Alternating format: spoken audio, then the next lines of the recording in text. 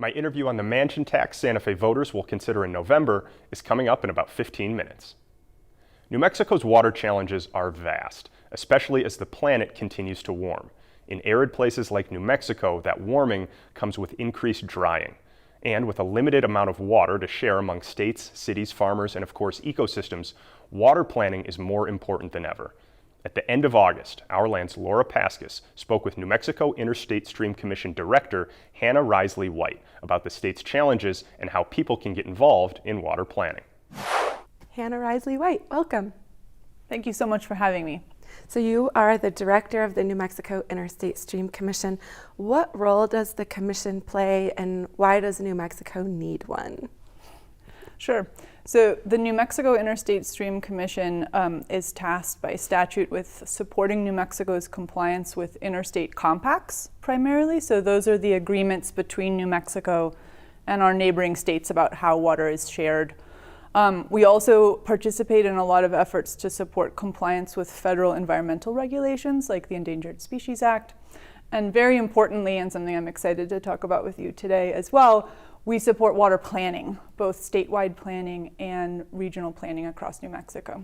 Okay, so in the time that I've been covering the Interstate Stream Commission, I've really seen a shift in the membership, sitting at the table every month and in meetings, to a more diverse group. I feel like when I was first covering the commission, it tended to be mostly older white men who were connected with irrigation districts, and that seems to have changed.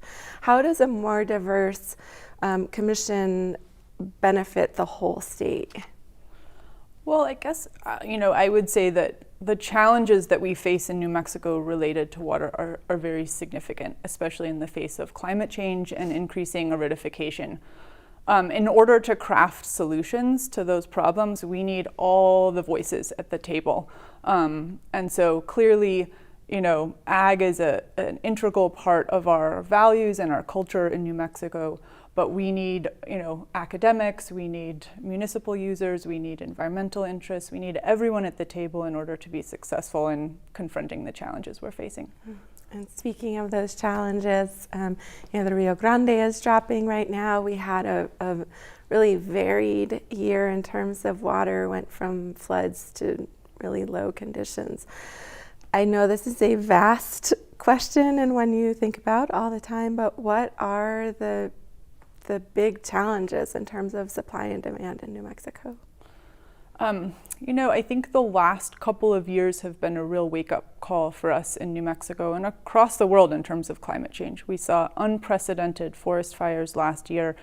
This year we had a really wet winter and spring, and now, as you just said, our rivers are drying.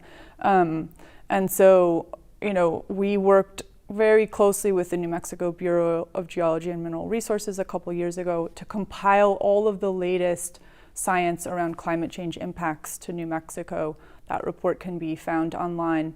And the big takeaway from that is we're looking at, potentially a 25% decrease in stream flow and recharge to our aquifers by 2070.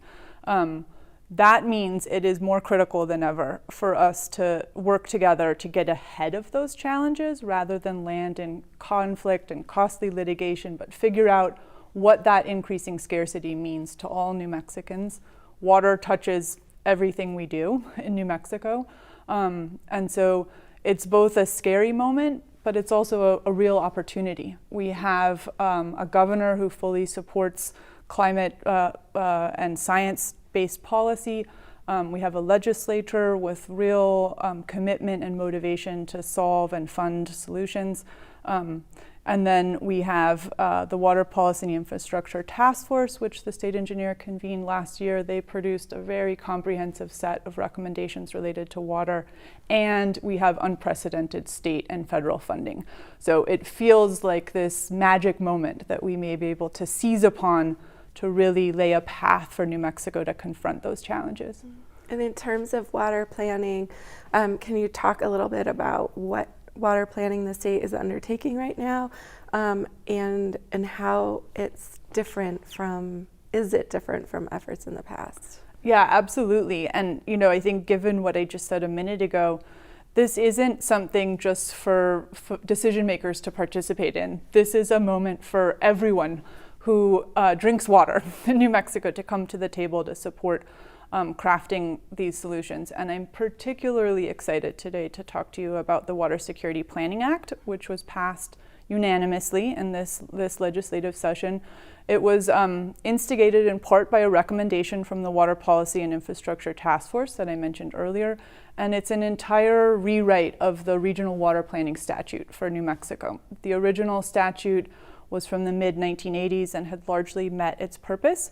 And what this new Water Security Planning Act tasks the Interstate Stream Commission with doing is essentially totally re-envisioning over the next 2 years what regional water planning will look like in New Mexico, both redelineating the regions themselves, but redefining the requirements for the composition of the planning entities, really working to link the planning effort to funding for implementation and make that connection and ensure that it's all based in science. So everyone should be hearing from us in the coming months about opportunities to engage in what that looks like.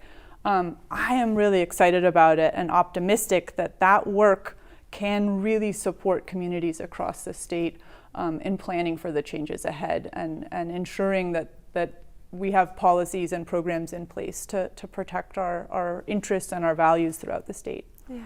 So I feel like I know some stuff about water and how climate and water work in New Mexico.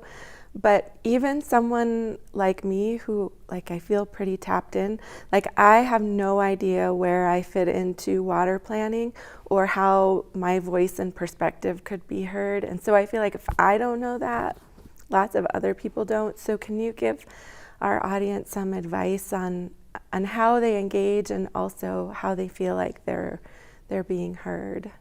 Sure. I mean, I think there's two components. Clearly, there's what you do have control over in your home, right? How you use water and thinking about conservation. And I should say, a critical part of the solution, given the increasing scarcity that I mentioned, is going to be conservation. We're going to need all kinds of innovative solutions, identifying other sources, brackish water, etc. But we also are just going to need to consume less. So there's what you do in your home, but then there's also, as you kind of alluded to, the bigger picture policy around how water is managed more broadly in New Mexico. And I think there's quite a number of resources for people to learn more, including you do excellent reporting. So thank you for your many years of covering water.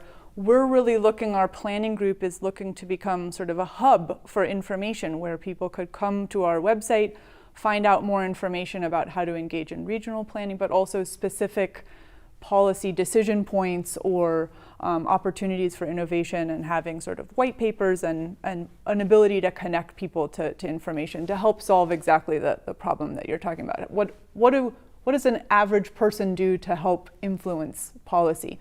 But I would also say again that Water Policy and Infrastructure Task Force had this very complete report. It can be found at nmwater.org.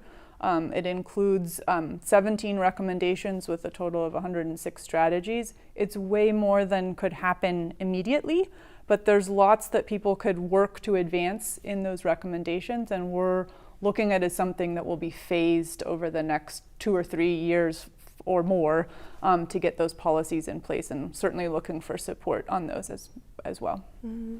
So you mentioned the various obligations that the Interstate Stream Commission has.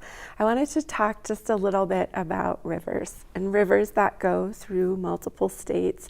I think oftentimes I hear it a lot in feedback on my reporting. People see the Rio Grande dropping, or they see water going past Albuquerque and they say, we need to stop giving water to Texas. Why can't we stop giving water to Texas? Well, I mean, we also get a lot of that water from Colorado.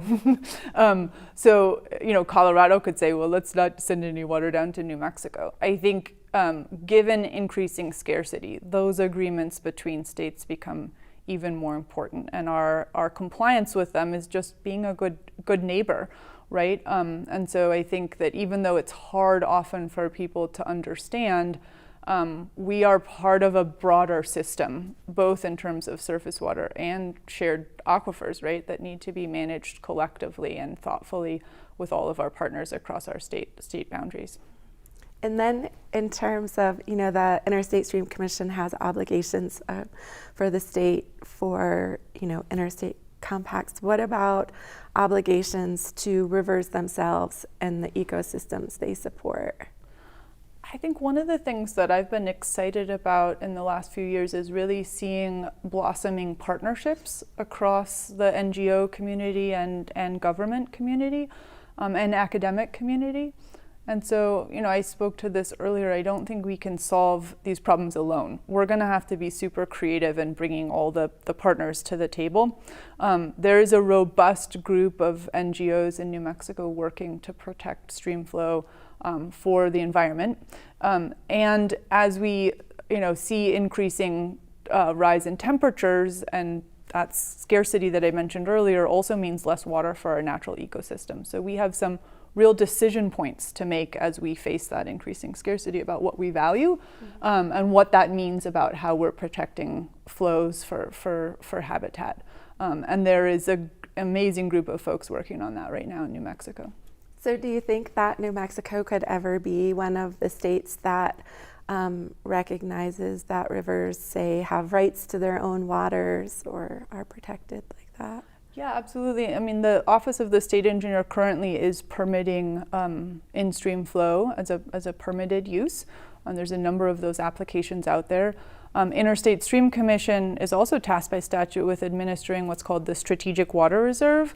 That's been around for a couple decades now with the dual purposes of protecting stream flow, exactly like you're saying, for either compact deliveries or species purposes. And those species purposes could either be listed species or ecosystems that have the potential to have listed species in them.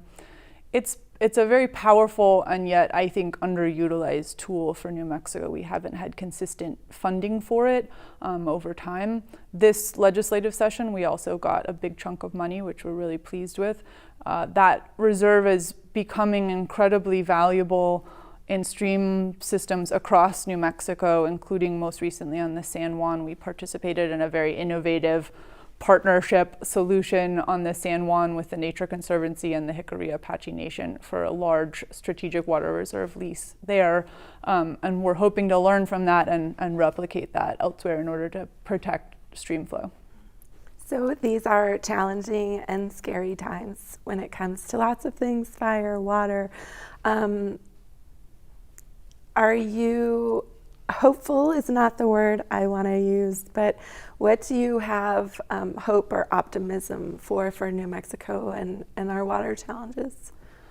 I think humans are incredibly creative and resourceful if we could get together to find solutions. And I do feel like there is this incredible opportunity right in this moment of time within the next couple of years, especially with the federal funding available and state funding, for us to implement some really lasting solutions, not only for the next couple of years, but for decades to come. So I'm actually really excited to be in my role at Interstate Stream Commission, really appreciative of the full slate of partners, including amazing state agency partners.